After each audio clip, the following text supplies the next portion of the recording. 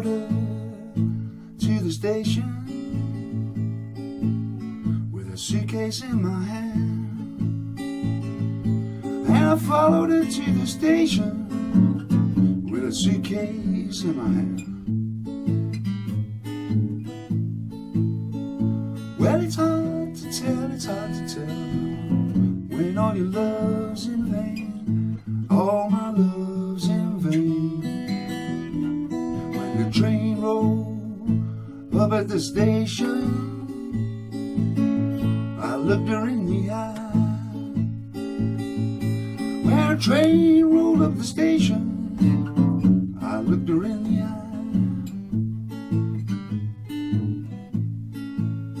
Well, I was lonesome, felt so lonesome, I could not help but cry.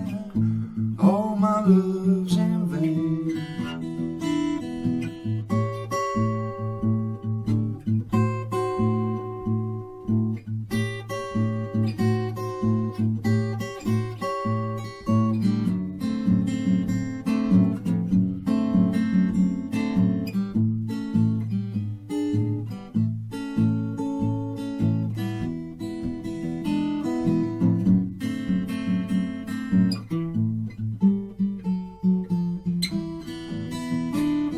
The train left the station, two lights on behind. When the train had left the station, left two lights on behind. Well, the blue light was my blues, the red light was my mind. All my love's in vain.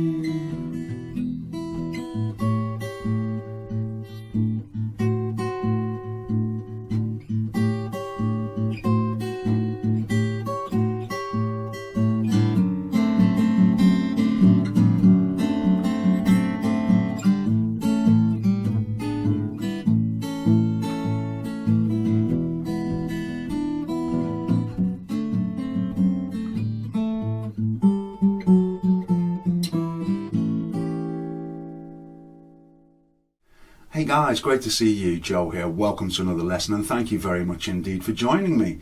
Okay, so all the usual stuff applies. Please click on the like or the subscribe if you enjoy the video. And if you do the social media, then feel free to tweet or Instagram or Facebook any of this stuff. I'd really appreciate that for any of you guys who do that kind of thing. And if there's anybody interested in helping support me to continue on making these lessons, then there's a link down below to my Patreon page where you can check that out. There's lots of bonus material and tabs and things like that there, including tabs for this track. So there you heard my rendition of a song by Robert Johnson called Love in Vain. This is a very, very nice track, and it's my aim in these lessons to try and make them a little bit accessible to the masses, you know, to people who are looking to start getting into this kind of blues thing. Because some of Robert Johnson's stuff is very complex, and it's kind of important to just simplify it a little bit to give you a way into learning these songs, and then you can start refining them and taking them further. Do remember that this is just a starting point for you guys, and I'm sure if you get it to this stage you'll probably be relatively happy, but just do try and continue on refining the songs and making them your own. Okay, so enough of that, let's get on with the lesson. Now, we're going to start with the intro. Now, if you know a D7 chord, it's just the second string on the first fret, and then the ring and middle fingers play the first and third strings in the next fret along. So that is a D7. Now, if we move it all the way up here to start on the 8th fret, then we have an A7 essentially. And then we're going to use this 5th string open to kind of go with the intro lick. Okay, so we're in this position and we're playing the A, and we come down a semitone, all the time playing the bass with the thing, down again, so we're just going down from the 8th, 7th, 6th, and then we just, with our pinky, we play this 5th string. Sorry, I beg your pardon, the 1st string on the 5th fret. like so, along with the A string. And then we bring the ring finger up onto the 4th string to kind of play our bass. Now what happens on the 4th string is it just goes down in semitones, descends a semitone at a time. So we have, and there are 2 high notes for every bass note. So we have,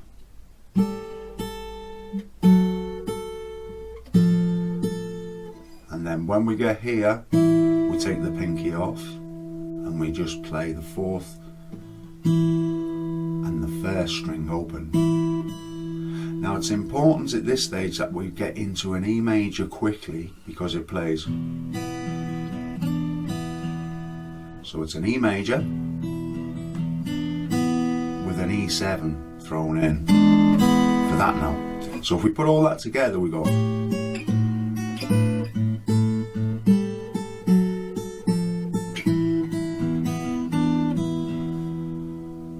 And that's your intro. Now, there are many different variations that you can play with this A chord.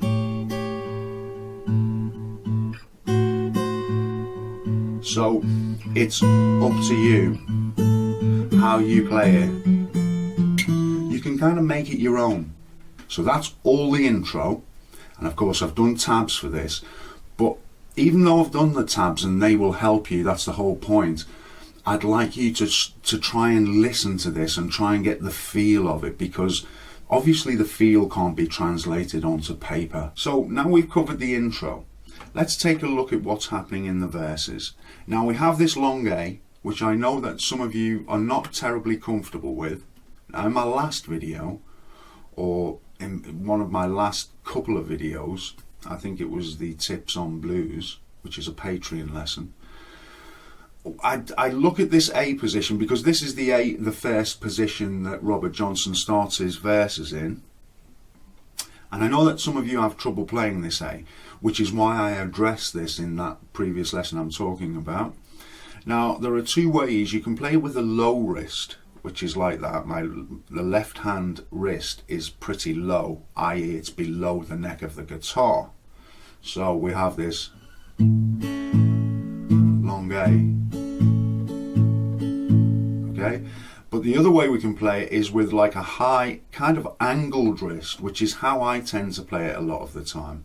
I'm not sure it's the best way because it's quite an unnatural angle for your wrist, but just experiment between low and high. Okay, and try and find the position without getting too uncomfortable for that A if you struggle with it. Right, now the verse opens with this kind of feel. So it's heavily dampened.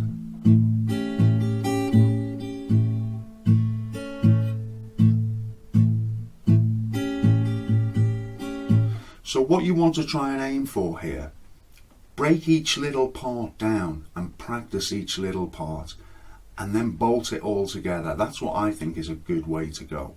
So with that in mind, when you're playing your A, we're brushing the 5 and the 4 in the bass, but you can hear how dampened that is. So it's very important to try and get that kind of sound. Then we have the pinky. Then we go, so we're playing this long A. First part is with the pinky on the 5th. And then it comes down to playing on the 3rd. And when it comes to playing this A7, he kind of alters the rhythm, so he puts in more in the top end, so you have a kind of. So try and practice that. You see, I'm playing most of the tune with my thumb and my index finger on the right hand, so we have.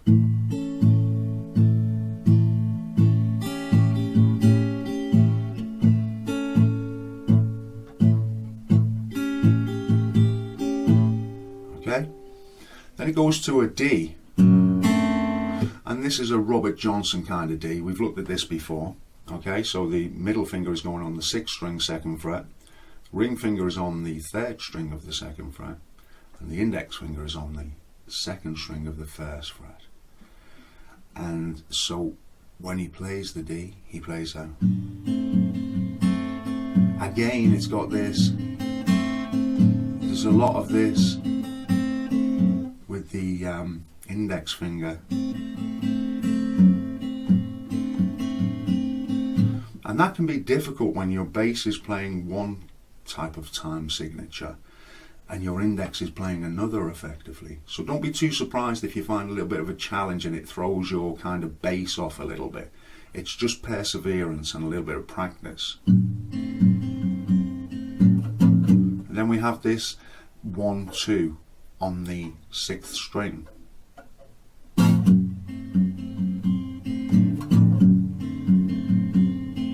it goes back to the A, like so. And then it plays an E7 here, which if you think about it, that's a D7, that's an E7. And you put your thumb on that 4th fret, so you're playing that G sharp in the bass. Okay, so that whole maneuver that you're looking to play there is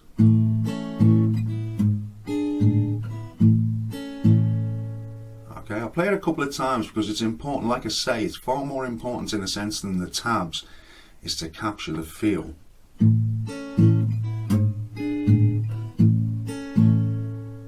Then it goes to an A. So you got this with the 7th. Walk into the D. Okay, so that's, and you're finishing on an A there essentially before you play this lick again, which we've already looked at.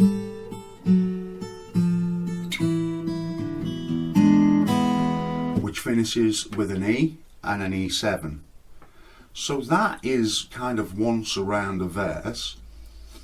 And essentially those verses don't change. Now we're going to play real slow so you can see exactly what's happening with the dampening, with the chords, with the chord placement.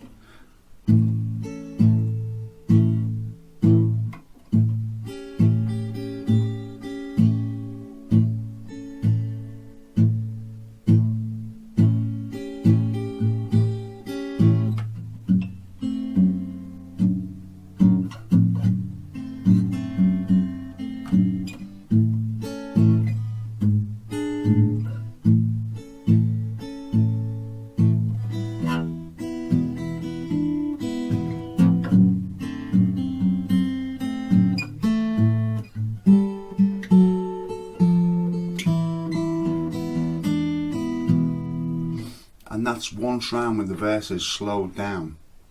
So that should help you get a flavour of how those verses go. Now for a solo, essentially what I'm doing is I'm going back up to the intro. A7. Okay, so just dropping it a semitone, back up, back down, back up, into the D,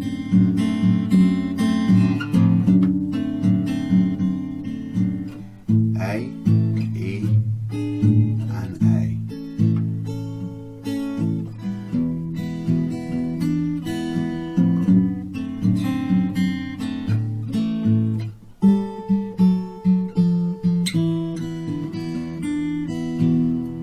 Okay, so as you can see, the actual solo section there is extremely similar to a verse. It's only this which is slightly different there.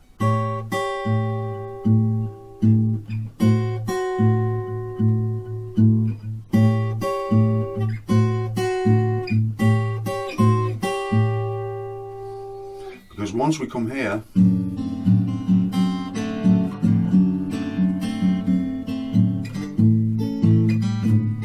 it's all back to the verse chords.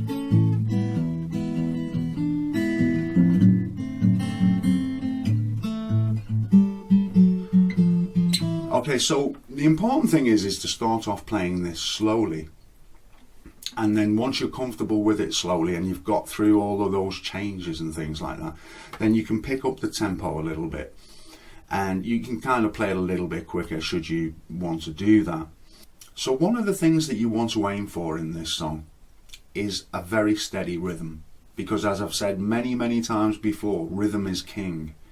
And when you have a solid rhythm, you can actually get away with a couple of mistakes. It doesn't actually notice quite so much. When you've got this kind of thumping thing going on, it really does help the song, you know. So don't be wishy-washy about playing this. Try and be authoritative, if that makes sense, when you're playing this. Think of it like that. So you're not shy or kind of worried about making a mistake or anything like that, because it's very important. And if you've watched any of my previous lessons, like on Big Bill Brunsey and things like that, this is the essence of playing something really nice, that backbone of a song, if you like. It's like I've said before, it's about being in control of the guitar. That's really what you're striving to do, in a sense, because it's one thing just playing the chords and going through the motions and things. That's great in itself. But once you find yourself becoming more and more in control of the guitar, then you're dictating the sound from the guitar, in a sense. So, you know, sometimes I say these things and they're real pearls of wisdom. I don't know if they're really treated that way, but it's important to kind of realise that, you know, it's these subtleties. I keep trying to point these little things out to you, and I'm sure that you're taking all of this on board, and it will help you tremendously with your playing, in, you know, when you're trying to get down to play this type of stuff. So guys, I've pretty much covered all bases there. If you're still struggling and you've got some issues, then don't hesitate to kind of drop a message down below. I'm always here to try and help you out play these songs. If I can help people kind of come to terms with this kind of music, then it's very satisfying to know that I've helped people along the way. So I hope that you've enjoyed this lesson, and I look forward to seeing you soon with another one. And as I say, in the meantime, take care. If you have any questions, drop those down below, and I look forward to seeing you soon with another lesson. Thank you very much indeed for watching.